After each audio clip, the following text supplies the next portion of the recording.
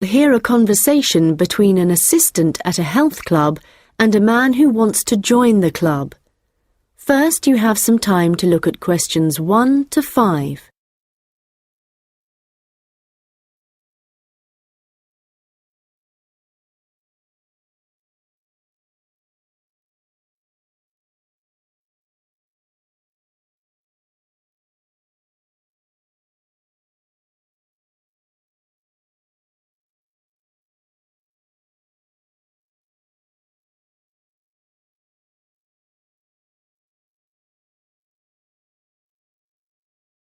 Hi, can I help you? Hello. Yes, is your club taking on new members at the moment? Oh yes, we're always interested in taking on new members. Just give me a moment and I'll get an application form. Right, here we are. So, let's start with your name. It's Harry. Okay, and your surname? It's Simons. Is that like Simon with an S? No, it's Symonds.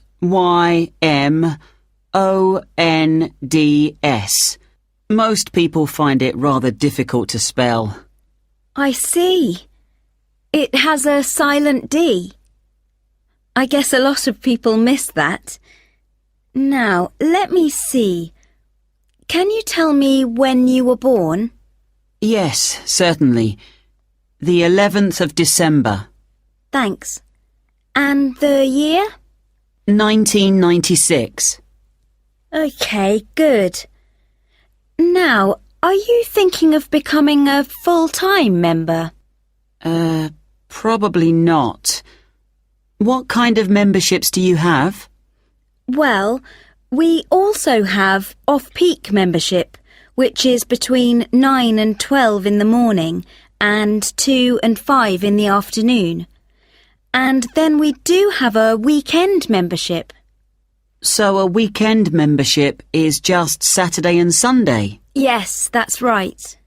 OK. Well, that's not going to work for me. It looks like I'll have to be full-time.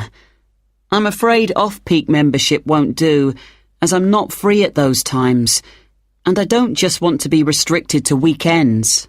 OK, I'll make a note of that. Right, we have several facilities at the club, including a gym, a swimming pool, tennis and squash courts. What activities are you planning on doing? Well, do you have badminton? Yes, we do. And table tennis? I'm afraid not. Well, not at the moment, anyway. Oh, OK. Well, I'm also very keen on swimming, so I'm glad you have a pool. I'll certainly be doing a lot of that. OK, I've got that. Will you be using the gym? No, I'm not interested in that. OK. So just let me work out what the cost will be.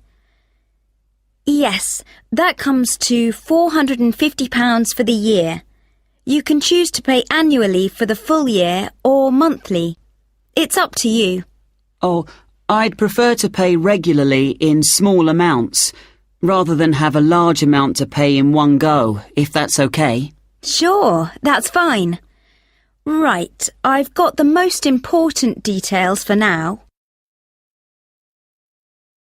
Before you hear the rest of the conversation, you will have some time to look at the questions 6 to 10.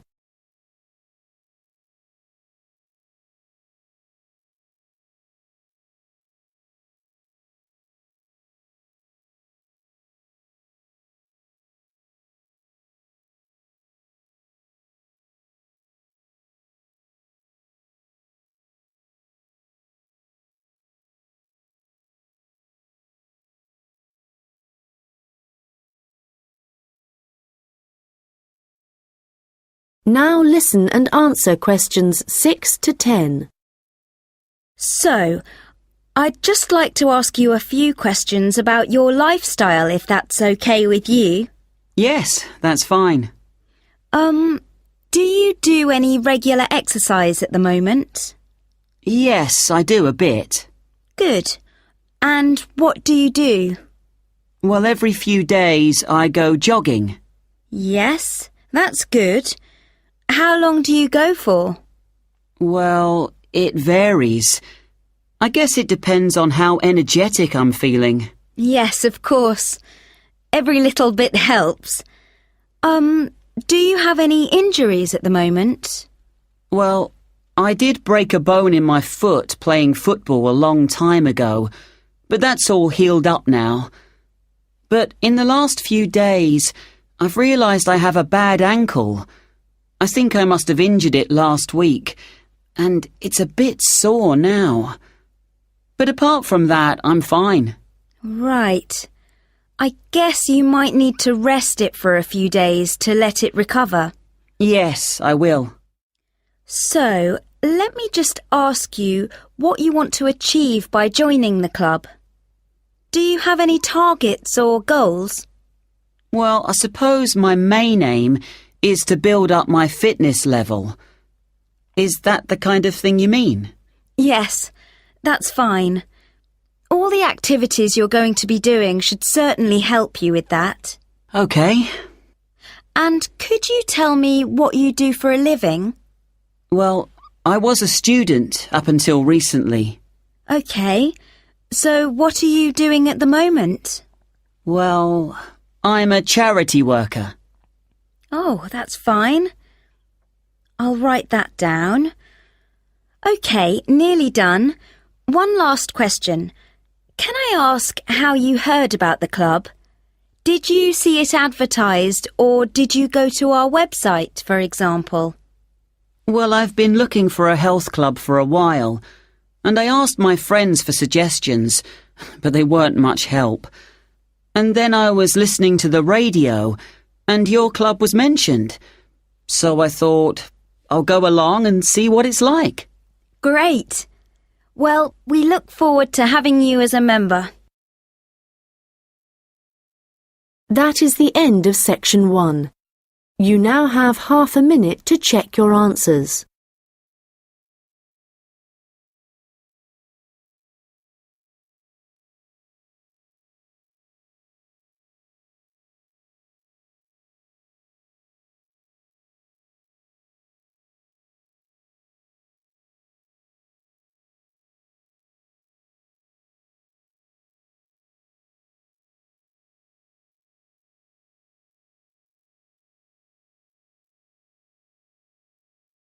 Now turn to section 2. You'll hear a hotel manager talking to her staff about the arrangements for an event to be held at the weekend. First, you have some time to look at questions 11 to 15.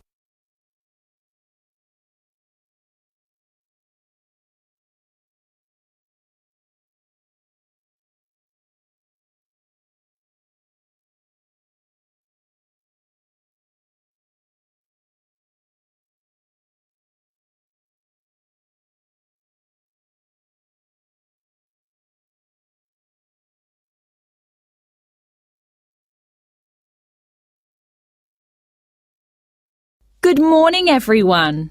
I hope you're all feeling okay after the activities of the last week or so.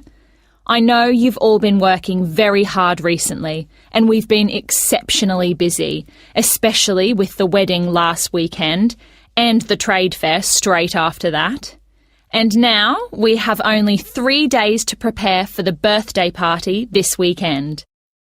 The events recently have gone extremely well, and the hotel is beginning to get a very good reputation, so we need to keep it up. At the moment, we don't have exact numbers of guests, and though we usually only cater for groups of less than 50, we will have quite a few more than that.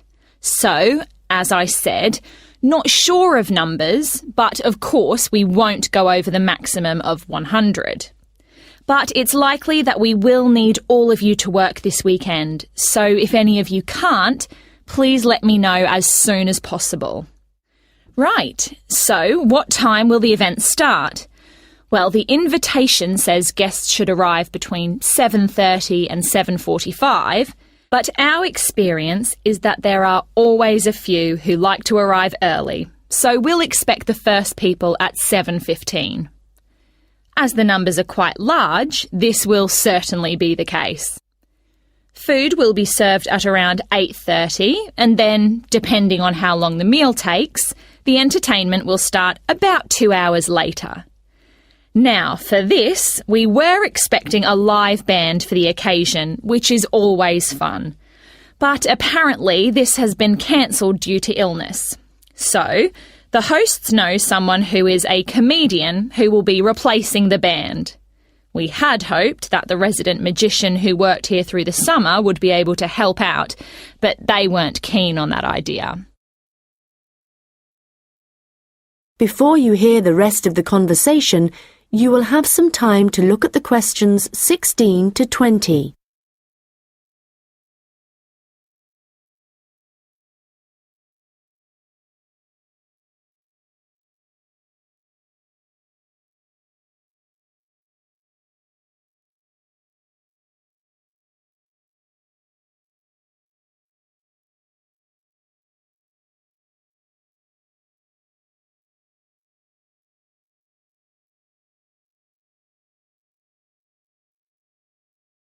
Now listen and answer questions 16 to 20.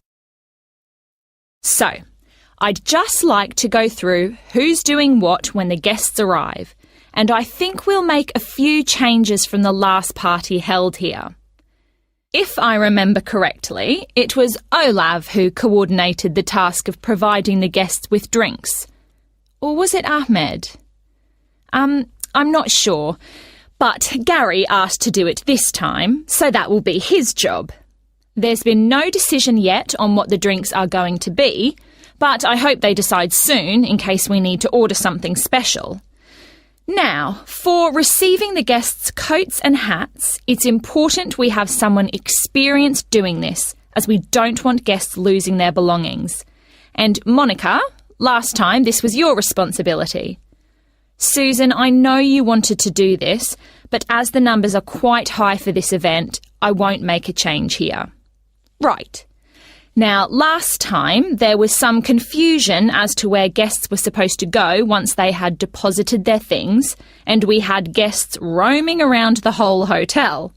So, Ahmed and Olav, I believe you discussed the problems with Susan and thought she would be good at guiding guests after they had arrived. And I'm fine with that. Right, and now for some general instructions. Once the guests have arrived, they will be in and around the lounge area, and then at around 8:30, we need to get them to move to the restaurant for their meal. This often proves difficult and can take a long time, so I will ring a bell so that everyone knows it's time to eat. Hopefully, this will speed things up a bit. Also, for this event, there'll be a seating plan, so the guests won't be able to decide for themselves where to sit. They'll have to sit according to the plan.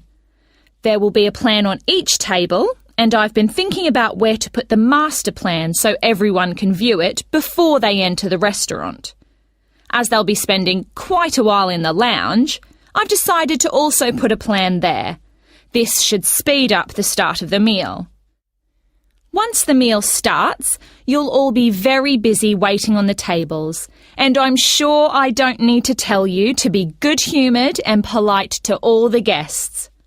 The organiser of the event will be saying a few words, and so will two of his colleagues. So, when the speeches start, all activity must stop in the restaurant, so that the 3 people giving them can be heard. This shouldn't take long, and it should be towards the end of the meal. After that, the guests will move back to the lounge for the entertainment. So, I think that's it. Any questions? Come and see me later.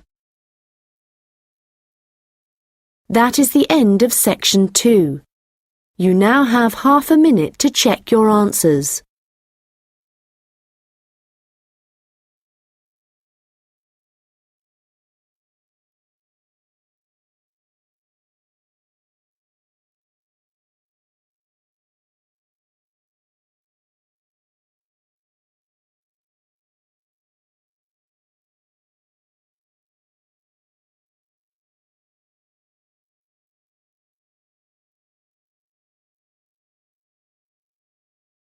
Now turn to section 3.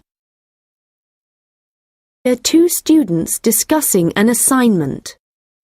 First, you have some time to look at questions 21 to 25.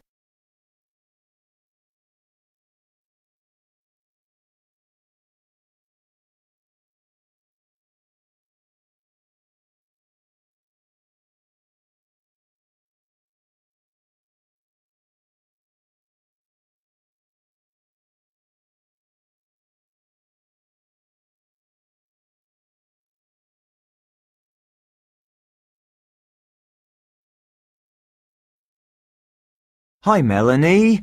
What did you think of the assignment that we got today? It looks interesting, doesn't it? Yes, Ellen. I've always been interested in recycling, but there's a lot of research to do. Yes, there are a lot of things I'm unsure of, so it's going to be good working with you. OK.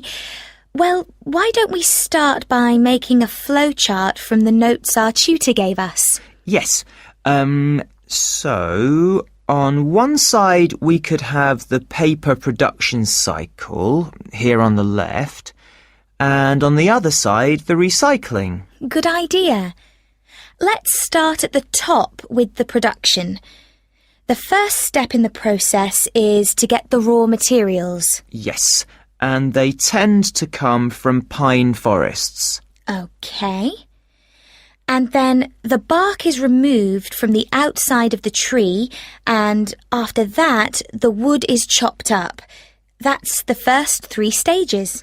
It sounds a bit complicated after that.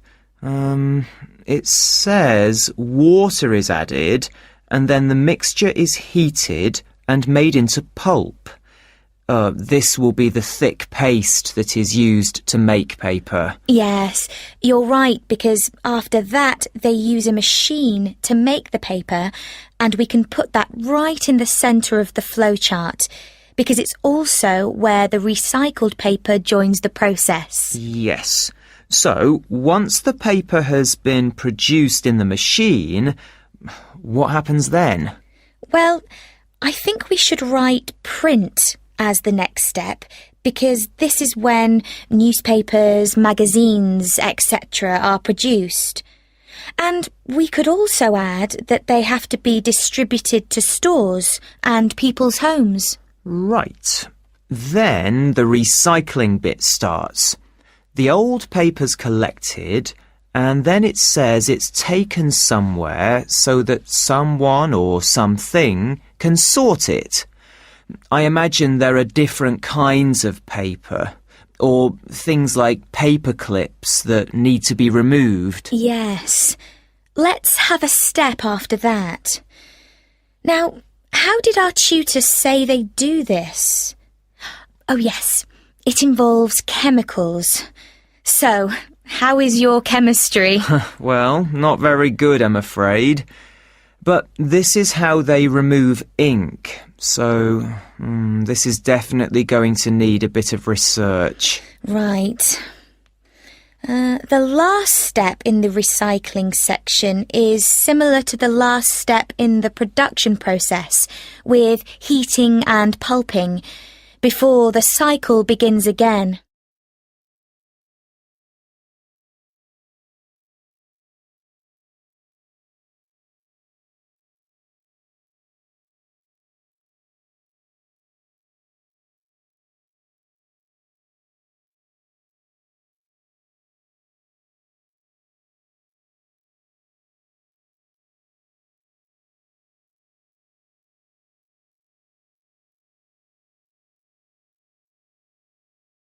Now listen and answer questions 26 to 30. So, I think going through the processes helped. Now we need to decide how we're going to do this assignment. Yes. I guess what we need to do is take the processes and divide them up between us.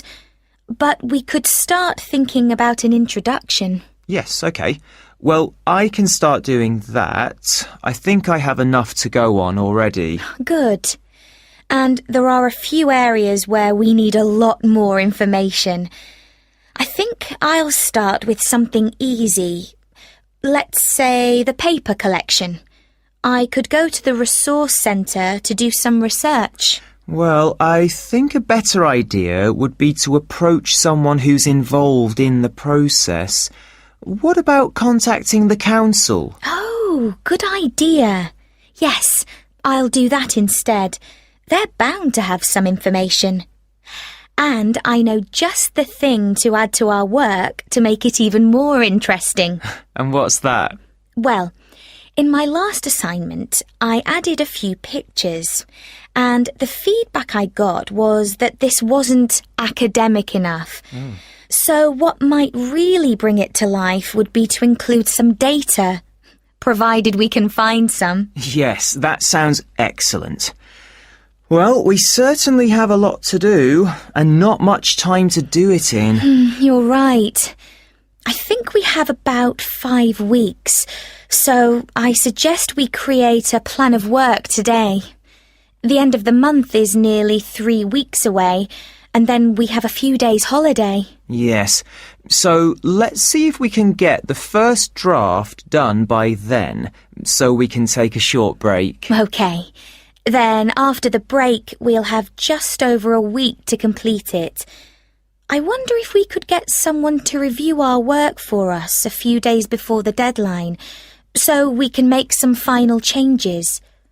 What about your friend, Henry? Well, the best person would be our tutor. Henry's very good, but he's taking a whole week's holiday, and there won't be enough time when he returns. OK then, that's fine. That is the end of section 3. You now have half a minute to check your answers.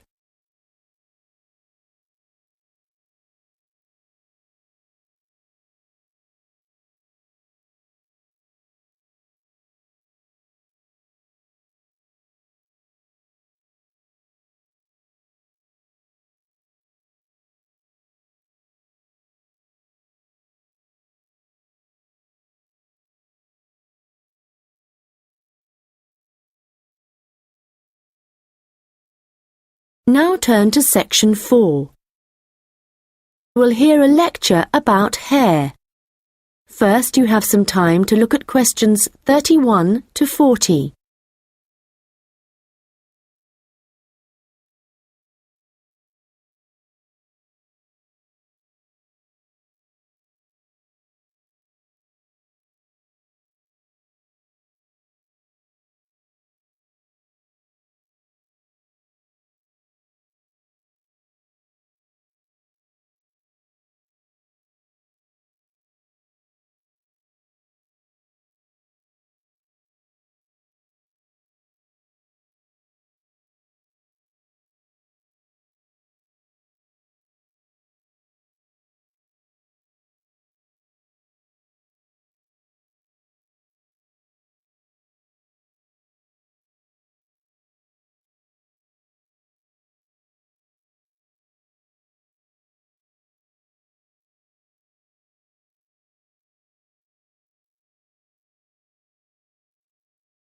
Now listen carefully and answer questions 31 to 40. Good morning, and welcome to this lecture on hair, which is a part of the human biology course. This lecture covers a number of facts about hair, its structure, and what can affect the general health of hair. So, first of all, what is hair, and why do we have it? If we look back at our ancestors, we'll see that they had a lot more hair on their bodies than we do now. And there are, or were, 2 main reasons for having hair. One is to provide warmth, but as humans have worn clothes for many years, body hair has significantly reduced. The other is for protection. And again, this isn't as significant as it was once. But hair does still benefit areas of the body, such as the head and around the eyes. Now, hair, whatever it is for and wherever it is on the human body, is composed mainly of a protein called keratin. This, by the way, is also found in fingernails. In fact, it's keratin which makes them flexible, and without it they would be very rigid. Another interesting fact about hair is that it is very strong as iron, in fact. One single strand can support a weight of up to 100 grams.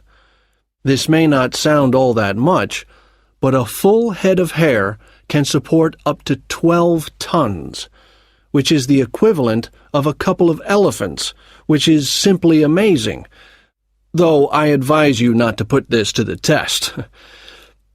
Humans lose up to 100 strands of hair a day, but we do have quite a lot of hair to start with. There's some variation depending on hair color, but for an average adult, the strand count is 100,000, so losing 100 a day is not too bad. Although this is the average, people with red hair have around 80,000 strands, black or brown hair 100,000, and blondes have about 120,000. So, hair used to be important for the reasons I mentioned earlier, but nowadays I'd say the main importance of hair is the fact that it is big business. Apart from the money involved in hair cutting, shaving, trimming, etc., a fortune is spent just on hair products. In the UK alone, consumers spend over £5 billion each year on these.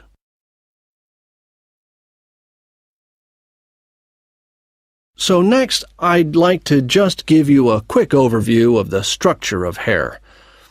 As you can see, along the length of the hair, there are three main parts, called the bulb, the root, and the shaft. A single hair is fixed at one end below the skin in the bulb. The bulb acts rather like a cap. It encloses the end of the hair in the head. The next part of the hair is the root, and this is the part of the hair which lies just beneath the skin, and, in terms of hair production, is the most important. This can be considered the control center for each strand of hair, and is where the glands are found. These produce oil, which flows along the length of the hair, and the health of the root determines the overall health of the strand of hair. The last part is the shaft, and this is the hair which is above the skin, and is, of course, what we can see. Fortunately, this is not active, and I say fortunately because otherwise it would be very painful to have your hair cut. And finally, I'd just like to go over a few factors that impact on the overall health of hair. Like every other part of the body, our diet, that is, what we eat, is extremely important to the condition of our hair. But whereas a change in your diet to, for example, eating unhealthy foods will soon be noticeable in your skin, changes to your hair will take a lot longer. A change in diet today could take several months to have an effect on your hair. And so, what is the key to healthy hair? Well, eating a balanced diet is the most important thing. There are a number of vitamins that are vital for good hair health. The main ones being vitamins C, D, and E. And in a balanced diet, all these vitamins should be readily available. If you need a boost of vitamin C, for example, one of the best things to eat are blueberries. For vitamin D, the best examples are fish, mushrooms, and eggs. And for vitamin E, nuts and seeds. Right. So let's go on to what it